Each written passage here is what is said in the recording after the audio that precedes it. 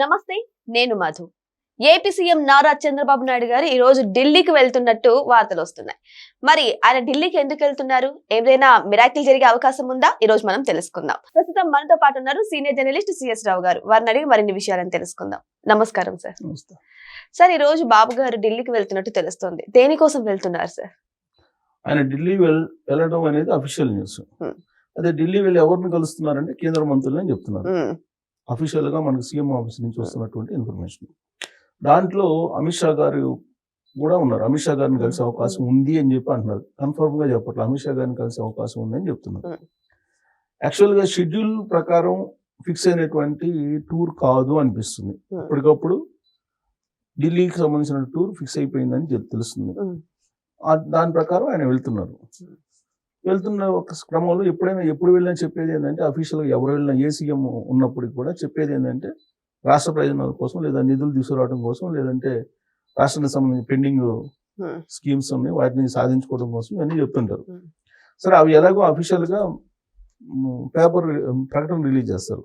అవి కాకుండా political issues ఏమున్నాయి అనే దాని మీద మనం విశ్లేషణ చేసుకుంటే కనుక, యాజ్ ఆఫ్ నౌ సిచ్యువేషన్ తీసుకుంటే కనుక, నిన్న కాక మొన్న ఆయన పీటీఐకి ఒక ఇంటర్వ్యూ ఇచ్చారు చంద్రబాబు నాయుడు గారు. ఈ పీటీఐకి ఇచ్చినటువంటి ఇంటర్వ్యూలో ఒక క్వశ్చన్ ఏంటంటే, మీరు కేంద్రంలో ఉండేటువంటి రాజకీయాల్లో చురుగ్గా మీరు పాల్గొనే అవకాశం ఉందా, కేంద్ర రాజకీయాల మీద మీ దృష్టి ఏమైనా ఉందా అని అడిగారు క్వశ్చన్. అడిగితే నాకు అలాంటిది ఏమి లేదు, ఆలోచన లేదు, నాకు రాష్ట్ర ప్రయోజనాలు ముఖ్యం, ఆంధ్రప్రదేశ్ అభివృద్ధి ముఖ్యం, వీళ్ళంత వరకు ఆంధ్రప్రదేశ్ని నెంబర్ 1 చేయటమే నా ధ్యేయం, నా లక్ష్యం, అంతే తప్ప నాకు సెంట్రల్ రాజకీయాలు కేంద్ర రాజకీయాల్లో నాకు ఇంట్రెస్ట్ లేదు. గతంలో కూడా నేను సెంట్రల్ రాజకీయాలు స్టేట్ నుంచి నడిపోయింది తప్పితే నేను ఢిల్లీ వచ్చి నడపలేదు అని చెప్పేసి చెప్పారు. సరే, ఓకే, ఆయన యాంకర్ అడిగాడు, ఈయన చెప్పారు, అంతవరకు ఓకే. కానీ ఆ పీటీఐ లాంటి సంస్థ ఆ క్వశ్చన్ ఎందుకు వేసింది అనేది ఒక పెద్ద ప్రశ్న ఇప్పుడు. అంటే అలాంటి ఇన్ఫర్మేషన్ వాళ్ళ దగ్గర ఉందా? పీటీఐ వాళ్ళు క్వశ్చన్ అడిగారంటే వేగ్గా అడగరు. సంథింగ్ దాని వెనక గ్రౌండ్ ఏదో ఉంటుంది, కేంద్రంకి వెళ్ళే ఛాన్స్ ఉంది అనే లేదంటే అతను అడగడు కదా. ఇప్పుడు అతను పీటీఐ అంటే ముందే అన్ని విషయాలు తెలుసుకొని దాని రిలేటెడ్ క్వశ్చన్స్ అడుగుతారు. వేగ్ క్వశ్చన్లు అడగరు. రాష్ట్రానికి సంబంధించి అభివృద్ధి వీటన్నిటి గురించి కూడా అడిగారు. కేంద్రం రాష్ట్రానికి సంబంధాలు ఎలా ఉన్నాయి, కేంద్రం సహాయం చేస్తుందా, ఇవన్నీ అడిగారు. దానికి సంబంధం చెప్పారు. అయితే ఈ క్వశ్చన్ పర్టికులర్ గా ట్రిగర్ చేస్తుంది. ఎందుకు ట్రిగర్ చేస్తుంది? ఇప్పుడు ఒకవేళ సెంటర్కి తీసుకెళ్తారేమో చంద్రబాబు నాయుడు గారిని అనేది సోషల్ మీడియాలో అప్పుడప్పుడు వస్తుంది. రాష్ట్రపతికి తీసుకెళ్తారని కొందరు, ఇట్లా రకరకాలుగా వస్తున్నాయి కదా. అలాంటి పరిస్థితి ఉందా అని అంటే ఇప్పుడు లేదు. మరి ఆ క్వశ్చన్ ఎందుకు అడిగారో, లాంగ్ లో అంటే భవిష్యత్తులో జరగబోయేటువంటి పరిణామాలను దృష్టిలో పెట్టుకుని ఆయన అడిగాడా, లేదంటే ఇప్పటికిప్పుడు జరుగుతుందా అనేది ఒక చర్చ జరుగుతుంది. కానీ ఇప్పటికిప్పుడు ఎన్ని మార్పులు జరగడానికి అవకాశం కనిపించట్లా. మరి అతను ఏ ఉద్దేశంతో అడిగారు అనేది అదొక పెద్ద సందిగ్ధం. అయితే ఇప్పుడు చంద్రబాబు నాయుడు గారు ఢిల్లీ వెళ్తున్నారు. అది ఆ ఇంటర్వ్యూ అయిపోయిన తర్వాతనే కదా, వెంటనే 2వ రోజు 3వ రోజు ఇప్పుడు ఢిల్లీ వెళ్తున్నారు. ఢిల్లీ వెళ్తున్న సందర్భంగా పొలిటికల్ ఇష్యూస్ నెంబర్ 1, 2, 3 అలా తీసుకుంటే కనుక, as of now burning issue ఏముంది? కల్తీ నెయ్యి. ఇది ఆల్రెడీ సిట్ రిపోర్ట్ ఇచ్చింది, షార్ట్ షీట్ ఇచ్చింది. అలాగే ఆంధ్రప్రదేశ్ ప్రభుత్వానికి ఒక నివేదిక ఇచ్చింది. ఆ నివేదిక ప్రకారం అనిల్ కుమార్ సింఘాల్ గారిని జిఏడికి రిపోర్ట్ చేయమన్నారు. ఆయన ప్లేస్లో ముద్దాడ రవిచంద్ర గారిని ఈఓగా చేశారు. ఇవన్నీ పరిణామాలు జరిగాయి. జరిగిన తర్వాత ఇప్పుడు జగన్మోహన్ రెడ్డి గారు ఒక క్యాంపెయిన్ చేస్తున్నారు. ఏం చేస్తున్నారు? మా క్లీన్ చిట్ ఇచ్చింది అనేది. అయితే ఇక్కడ ఎందుకని జగన్మోహన్ రెడ్డి గారు లేదంటే ఆ సూత్రధారులు ఎవరైతే వాళ్ళని ఎందుకు టచ్ చేయట్లేదని చెప్పి ప్రతి జర్నలిస్ట్ నుంచి ఎదురవుతున్నట్టు ప్రశ్న ఎవరికి? కూటమిలో ఉండే నాయకులు. దానికి కారణం ఏంటంటే, ఢిల్లీ పెద్దలు ఫ్రీ హ్యాండ్ ఇవ్వట్లేదు అనేది ఒకటి బాగా వెళ్ళిపోయింది పబ్లిక్లోకి. అది బీజేపీకి ఎంతో కొంత నష్టం చేకూర్చేటువంటి అంశం. దానికి ఏమైనా క్లారిటీ ఇచ్చే అవకాశం ఉందా?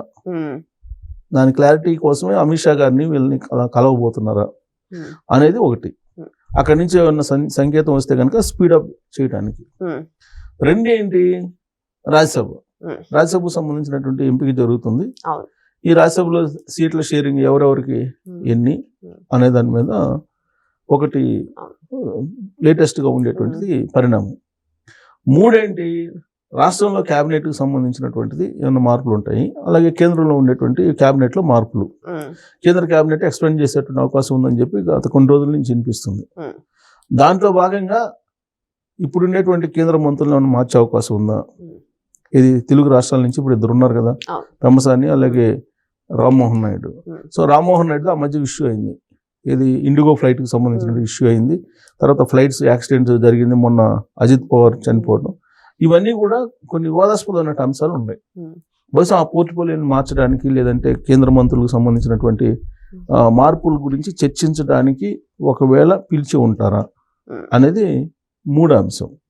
ఇవి కాకుండా 4 ఏంటంటే రాష్ట్రంలో ఉండేటువంటి రాజకీయ పరిస్థితులు, అలాగే సమీప భవిష్యత్తులోనే జరగబోయేటువంటి 5 రాష్ట్రాల ఎన్నికలు, అస్సాము, తమిళనాడు, అలాగే పశ్చిమ బెంగాల్, వీటికి సంబంధించినటువంటి అసెంబ్లీ ఎలక్షన్స్ జరుగుతున్నాయి.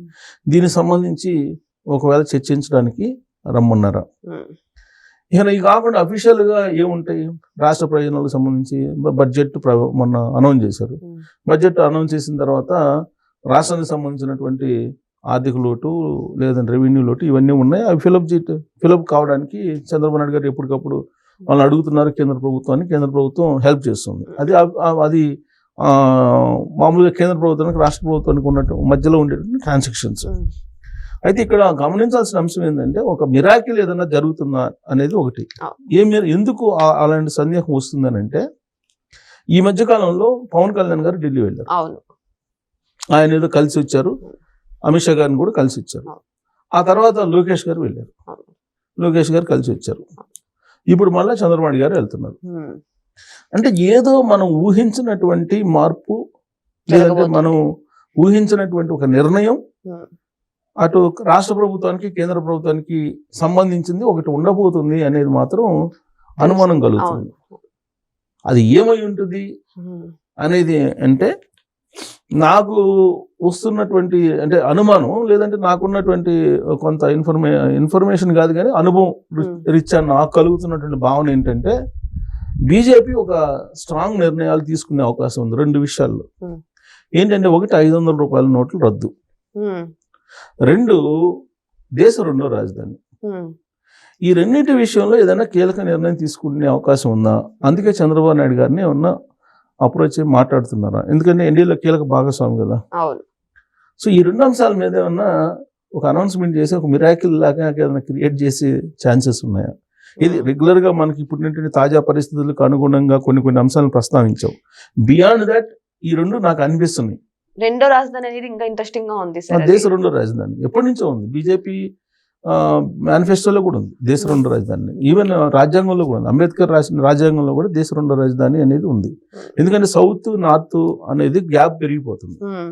ఈ సౌత్ నార్త్ గ్యాప్ పెరగకుండా ఉండాలంటే కనుక ఖచ్చితంగా సౌత్లో ఎక్కడో దగ్గర దేశ రెండో రాజధాని ఏర్పాటు చేయాలనేది ఎప్పటి నుంచి ప్రపోజల్ ఉంది. దాని గురించి చర్చించడానికి అనేది ఒకటి. సో ఈ కాకుండా జనగణన ఒకటి ఉంది, జనగణన సంబంధం, అలాగే నియోజకవర్గాల పునర్విభజన, ఈ అంశాల మీద మాట్లాడటానికి అనేది కూడా ఒకటి ఉంది. సో బియాండ్ దట్ ఈ అంశాలు కనపడుతున్నాయి.